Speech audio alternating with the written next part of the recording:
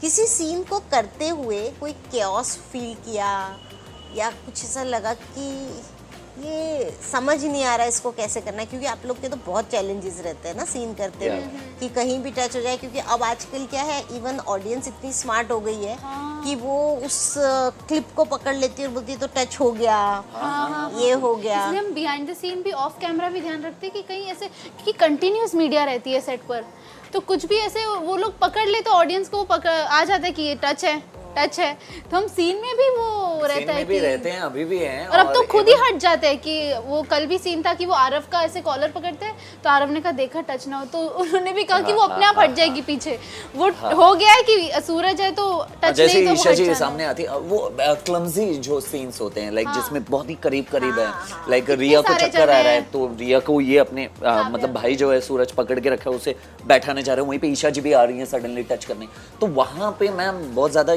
दिमाग कंसंट्रेशन है, मतलब उसके साथ साथ हाथों पे भी ध्यान देना पड़ता है कि हाथ ना टच हो, कभी कभी ऐसा हो जाता है जो कि ऑडियंस को, ऑफ कोर्स हम ह्यूमन बीइंग हैं, करते करते कभी कभी गलती से भी टच हो जाता है तो वो रीटेक लेना पड़ता है, बिकॉज ऑफ कोर्स वो नहीं दिखा, उंगली टच हो जाए कुछ ऐसे तो अरे सर टच हो गया। ये बहुत यही मैं जब अमन से पहली बार मिली थी, मैं कहा अमन यही एक चैलेंजिंग चीज है कि ये जो ब्रह्मचारी है ये हमें बना के रखना है। वो क्योस में हो जाती है चीजें, कभी ऐसे लगे फिर सर भी टच हुआ वापस करना पड़ेगा।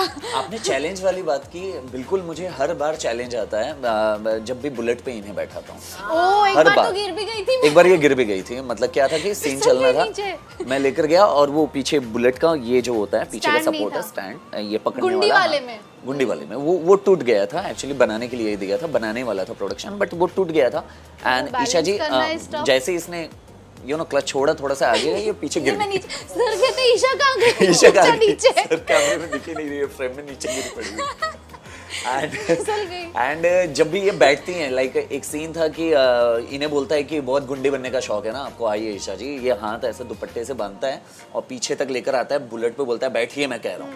तो जो बुलेट पे बैठने वाला सीन था कि एग्जैक्टली ये बैठती है तो इतना डिस्टेंस, क्योंकि मैं पूरा टैंक पे चढ़ जाता हूँ हाँ, मैं पूरा टैंक पे ऐसे आगे हो जाता हूँ कि मतलब बॉडी जेस्चर से भी हमें ऑडियंस को दिखाना कि यार हम टच नहीं किए, तो थोड़ा सा बॉडी लैंग्वेज ये लेके मैं बैठ ही जाता हूँ, क्योंकि बीच में इतना गैप मिलना चाहिए ऑडियंस को।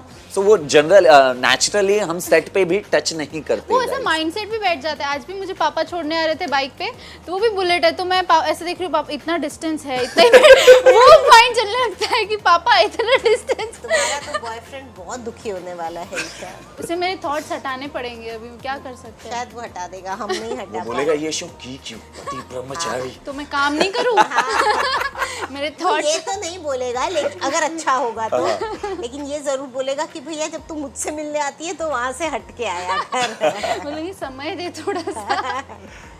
यस, कोई सिलियस्ट आर्ग्यूमेंट हुई सेट पे? मतलब वो जो एक आर्ग्यूमेंट हो जाती है, देन यू रियलाइज कि हम क्यों इस पे आर्ग्यूमेंट कर रहे थे, तो बहुत ही सिली सी बात थी। टू बी वेरी ऑनेस्ट, अपने सेट पे तो मतलब मेरे मतलब हमारी जो यूनिट है हमारी टीम में तो ऐसा कुछ नहीं हुआ, आर्ग्यूमेंट कभी कुछ नहीं हुआ, बिकॉज जो कुछ भी रहता है अमन सर खुद ही अपने आप ही सारी चीजें क्लियर कर देते हैं। आर्टिस्ट हम सर के साथ करते, सर ये कैसे सर कहते अरे इतनी छोटी सी तो बात है, ये इसमें और क्या समझ रहे हैं, हम ज्यादा लॉजिक लगाते हैं ना, तो ये कितनी सिंपल है, ये क्या और इतने क्वेश्चन खड़े कर रहे हैं। वो सर बोलते भी हैं तो टेंशन मत लो, जब टेलीकास्ट होगा ना आंख से आंसू निकल जाएगा, तुम लोग करो तो हम कर लेते हैं, मतलब कभी हमने पूछा भी नहीं है कि ये चीज कैसे सर, ये कैसे, क्योंकि हमें पूरा ट्रस्ट हो गया, भरोसा हो गया हमारे मेकर्स हमारे क्रिएटिव सब पे कि जो है ये बेस्ट है यार, अपना करते रहेंगे, हमें बस कलाकारी पे ध्यान देना है, बस यही वाली चीज रहती है, टू बी वेरी ऑनेस्ट। नहीं, जैसे मैंने तुम्हारा वो सीन भी देखा था जहाँ तुम्हें हर जगह ईशा दिख रही थी ना, और तुम्हारा ऐसा था कि शिट ये औरत क्या करके छोड़ेगी मुझे लड़की, तो इन सब सीन में वो जो एक हल्का रोमांस फील करना पड़ता है उस टाइम ब्रह्मचर्य और वो, तो वो केओस मैनेज हो जाता है। या एक्चुअली हाँ, मतलब कि वो इमोशनल मतलब कि थॉट बैकग्राउंड में दिमाग में आ रहा है, ईशा जी को याद कर रहा है, वो मोमेंट्स याद आ रहा है, स्माइल कर रहा है, बिकॉज मैम क्या होता है इतना मैं क्या करता हूँ, जितने भी सीन्स हुए हैं ना मैं बस वो सीन्स को रिकॉल करता हूँ दिमाग में कि ईशा जी आई थी, मैंने उनको पकड़ा था दुपट्टे से, तो आंखें अपने आप बोलने लगती हाँ, है। वो तो कैरेक्टर का जो स्टोरी वाइज जो भी चीजें हुई है उसे बस रिमाइंड करता हूँ दिमाग में, और बस एक हल्का सा स्माइल, जो इनर स्माइल होती है, वो चीजें खुद ब खुद लेकर आता हूँ, तो वो चीजें आ जाती है अपने अब आप अगर ही। सूरज को ईशा से प्यार हो गया हाँ। तो कैसे करेगा मेरे ब्रह्मचर्य? ख्याल से वो प्यार जो होगा वो तो कबीर सिंह वाला प्यार होगा, मुझे ऐसा लगता है। मतलब ये बहुत ही ज्यादा घुस के प्यार करेगा। लेकिन फिर ब्रह्मचर्य का क्या होगा? हाँ, कल यही तो हम या पूछ बात बिल्कुल कर मैम, रहे आपने थे। ये बहुत आप सही। मुझे बताइए कि क्या करना चाहिए एज अ एक्टर, आपको क्या लगता है? मैम मेरे ख्याल से ब्रह्मचर्या तो थ्रू आउट रहना ही चाहिए, क्योंकि इट्स ऑल अबाउट प्यार कैसा? तो आई गेस वो रूडनेस चली जाएगी। मैम प्यार तो छुपाने वाली एक्चुअली लोग भगवान से भी कर लेते हैं, जो रियल मतलब होते हैं। जैसे मैं प्रेमानंद जी का भी नाम लेना चाहता हूँ, कृष्ण, मतलब वो जो भी हैं खुद में भगवान हैं, बट वो भी प्यार करते हैं। वो बोलते हैं मुझे उनसे प्यार है, वो बातें करते करते रोने लगते हैं उनसे। तो प्यार तो बगैर टच किए भी हो सकता है मैम, ये मैं गारंटी दे रहा हूँ। तो और आप जैसे आप लोग बनाएंगे और मैं वैसा करके दूंगा, परोसूंगा, इसकी गारंटी मैं लेता हूँ। चलेगा तुम्हें?